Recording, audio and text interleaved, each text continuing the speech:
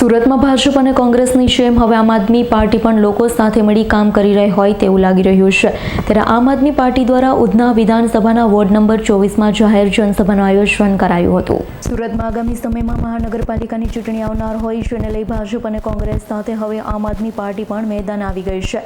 સુરતની ઉધના વિધાનસભા 164માં આવેલ વોર્ડ નંબર 24 ખાતે આમ આદમી પાર્ટીના લીગલ સેલના એડવોકેટ, ઉધના વિધાનસભાના ઇન્ચાર્જ એડવોકેટ વિલાસ એસ પાટીલે જાહેર જનસભાનું આયોજન કર્યું। છત્રપતિ શિવાજી મરાઠી હાઈસ્કૂલ ખાતે યોજાયેલ જાહેર જનસભામાં મોટી સંખ્યામાં સ્થાનિક ઉપસ્થિત રહ્યા હતા, જ્યાંથી તંત્ર સામે વિવિધ કામગીરીને લઈ આક્ષેપો પણ કરાયા હતા। તો જાહેર જનસભામાં મોટી સંખ્યામાં આપના કાર્યકરો અને નેતાઓ હાજર રહ્યા હતા। આપનું નામ? મારું નામ રાકેશ શિરપરા, પ્રદેશ મહામંત્રી આમ આદમી પાર્ટી ગુજરાત। રાકેશભાઈ, આજે કયા વિસ્તારમાં અને શું પ્રોગ્રામ હતો?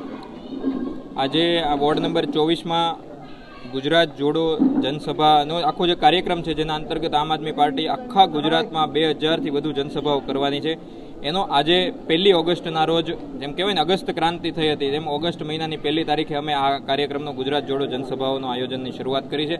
અને મને ખુશી એ વાતની છે કે અમે આ વિસ્તારમાંથી આ જનસભાની શરૂઆત કરી છે અને આવનારા 15 દિવસોમાં સમગ્ર ગુજરાતમાં 2000થી વધુ જનસભાઓ થશે। અમે આ જનસભાઓના માધ્યમથી ગુજરાતની જે વાસ્તવિક પરિસ્થિતિ છે એ લોકોની સમક્ષ રાખીશું અને દિલ્હી અને પંજાબમાં જે સારા સારા કામો થયા છે એને લોકો સમક્ષ મૂકીશું અને ગુજરાતનું વાસ્તવિક ચિત્ર લોકોની સમક્ષ રાખીશું અને આવનારા સમયમાં ગુજરાત જે બદલાવની આશા સેવી રહ્યું છે એ બદલાવની આશા તરફ ગુજરાત ઝડપથી આગળ વધે એની વિનંતી કરીશું। આજની જનસભાનો મુખ્ય હેતુ શું હતો? આજની જનસભાનો મુખ્ય હેતુ મેં કીધું એમ જ તે કે ગુજરાતમાં છેલ્લા ઘણા સમયથી જે દુર્ઘટનાઓ બની રહી છે, જે ભ્રષ્ટાચાર, ડ્રગ્સ, ટૂંકમાં સરકારની જે નિષ્ફળતાઓ છે વારે વારે સામે આવી રહી છે, એના વિશે લોકોને વધારે ઉજાગર કરવા અને આમ આદમી પાર્ટી શા માટે એક સારો અને સક્ષમ વિકલ્પ છે લોકોને સમજાવવું અને લોકોને પરિવર્તન માટે તૈયાર કરવા, એ આજની જનસભાનો ઉદ્દેશ। ગુજરાતમાં વિધાનસભાની પેટા ચૂંટણી ચૂંટ્યા બાદ ઘણા બધા પ્રશ્નો અને સોશિયલ મીડિયા પર આમ આદમી પાર્ટી ચર્ચામાં રહી રહી છે, તો તમને લોકોનો કઈ રીતનો પ્રતિસાદ મળી રહ્યો છે? લોકોમાં એક શબ્દ પ્રચલિત થયો છે, તમે સૌ જાણો છો કે વિસાવદરવાળી કરવી પડશે। એટલે જ્યાં જ્યાં લોકો સમસ્યા જોઈ રહ્યા છે ને ત્યાં લોકોને વિકલ્પના રૂપમાં અને સમસ્યાના સમાધાનના રૂપમાં એક જ વસ્તુ દેખાય છે કે વિસાવદરવાળી। તો હાલ ખૂબ સમસ્યાઓ, હવે લોકોને આશા જાગી છે એટલે લોકો વધારે સમસ્યાઓ લઈને આવી રહ્યા છે। તો અમે લોકો સમક્ષ એટલા માટે જ પહોંચી રહ્યા છીએ કે હા, એ તમારી આશાઓનો જવાબ છે, આશાઓનો જવાબ આમ આદમી પાર્ટી છે અને જે સમસ્યાઓ છે એનું નિરાકરણ આમ આદમી પાર્ટી લાવશે। છેલ્લા 30 વર્ષથી ઉધના વિસ્તારમાં તમારી પહેલી જનસભા થઈ રહી છે અને ઉધનાને ભાજપનું ગઢ કહેવામાં આવ્યું હતું, તો કઈ રીતે એને? ના, પહેલી વખત નથી થઈ રહી। અમારી વચ્ચે મહેન્દ્રભાઈ પાટીલ છે, ખૂબ સક્ષમતાથી ચૂંટણી લડ્યા છે, વિલાસભાઈ આ વિસ્તારમાંથી સક્ષમતાથી ચૂંટણી લડ્યા છે, અમારા પંકજભાઈ આ વિસ્તારના નેતા છે, રમાકાંતભાઈ આ વિસ્તારના નેતા છે। તો અમારી પાસે ખૂબ બધા નેતાઓ છે અને અમે અસંખ્ય ઉધના વિસ્તારની સમગ્ર સુરત છે એ આમ આદમી પાર્ટીના હૃદયમાં છે। તો જેવી રીતે બાકીના વિસ્તારો છે એવી રીતે જ અમારા માટે ઉધના છે અને ઉધનાના અમારી પાસે આ તમામ નેતાઓ છે જે ઓલરેડી ઘણા સમયથી લડી રહ્યા છે। આમ આદમી પાર્ટીના જન્મ પહેલા આ બધા નેતાઓ અહીંયા લડી રહ્યા છે, તો એવું કંઈ નથી। આજે આપણું નામ?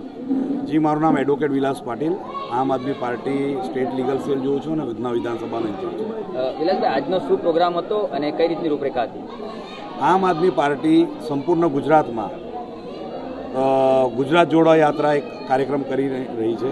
એની અંદરમાં ઉધના વિધાનસભા વિસ્તારમાં આજે આ કાર્યક્રમ હતો વોર્ડ નંબર 24માં અને આપે જોયું કે સેંકડોની સંખ્યામાં આજે સ્વયંભૂ લોકો અહીંયા સભાસદ નોંધણીનો કાર્યક્રમ હતો એમાં પણ જોડાયા છે અને મુખ્ય ઉદ્દેશ એવો છે કે જે હાલમાં સરકાર અને સત્તામાં બેસેલી સતત 30 વર્ષથી વધુ સમયથી ભારતીય જનતા પાર્ટીની સરકારમાં કાયદો વ્યવસ્થા તૂટી ભાંગી ગયો છે, એકદમ જ પરિસ્થિતિ એટલી ખરાબ થઈ રહી છે, રોજે હત્યાના પ્રયાસ, ડ્રગ્સ, બરાબર, એટલે આટલું ક્રાઇમ વધી ગયું છે, એના સામે કોઈ અવાજ ઉચકવા માટે કોઈ હિંમત નથી કરતું।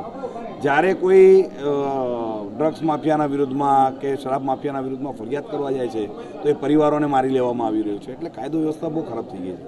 એટલે જે લોકોમાં હિંમત આવવી જોઈએ, લોકો એમની પાસે એક ઓપ્શન શોધી રહ્યા હતા કે અમે કોની સાથે જોડાવીએ અને કોણ અમને ન્યાય અપાવી શકશે। તો જેના માટે હાલમાં જ થયેલું પેટા ચૂંટણી આપણે વિસાવદરની વિધાનસભામાં ભાઈ શ્રી ગોપાલભાઈ ઇટાલિયાજી જે 17,500ની લીડથી જીત્યા છે, ત્યારથી લોકોમાં એક વિશ્વાસ જાગ્યો છે અને જે દિલ્હીમાં કેજરીવાલ સાહેબે, પંજાબમાં ભગવંત માન સાહેબે જે કરી બતાવ્યું છે તે વિશ્વાસ ભરોસાની ઉપર આજે સેંકડો લોકો આમ આદમી પાર્ટીમાં આજે જોડાયા છે અહીંયા અને આનાથી એક મેસેજ જઈ રહ્યો છે. તમે જોયું છે કે દરેક વ્યક્તિ આજે કહી રહ્યો છે ગુજરાતમાં કે કામો નહીં થશે તો વિસાવદરવાળી થશે. એટલે લોકોને વિશ્વાસ છે કે આમ આદમી પાર્ટી આમાં સફળ થશે. ગુજરાતમાં ઘણા વર્ષોથી ભાજપનું સરકાર ચાલી રહ્યું છે. જ્યારે આમ આદમી પાર્ટી આવી રીતે સત્તામાં આવવાની વાતો કરે ત્યારે એ મફતની રાજનીતિ છે આમ કહીને ટ્રોલ કરવામાં આવતું હોય છે. તમારું શું મંતવ્ય છે આમ પર? આ તદ્દન ખોટો શબ્દ છે. મફતની રાજકારણ નથી. આ મફત નથી, આ જરૂરિયાતની રાજકારણ છે. જરૂરિયાતની જે વસ્તુઓ લોકોનો અધિકાર છે, જે કેન્દ્રમાં બેસેલી કોંગ્રેસની સરકાર હતી પહેલાં રાશન મળતું હતું, એ ગરીબોને અનાજ મળવું જોઈએ. હાલમાં બી જે મધ્યાહન ભોજન છે બાળકોને મળે છે તો એ મફત નથી, એ સરકારની જવાબદારી છે. એ જ રીતે હાલમાં આ મફતના જે શબ્દો વાપરી રહ્યા છે તો અમે પૈસા તો વેચી નથી રહ્યા ભારતીય જનતા પાર્ટીના જેમ. જે મહારાષ્ટ્રમાં લાડકી બહેન યોજના, દિલ્હીમાં એના કારણે તમે જીત્યા છો. અમે જે જ લોકોની જરૂરિયાત છે, વીજળી 200 યુનિટ વીજળી ફ્રી પંજાબમાં બી આપી રહ્યા છે, દિલ્હીમાં બી આપી રહ્યા હતા.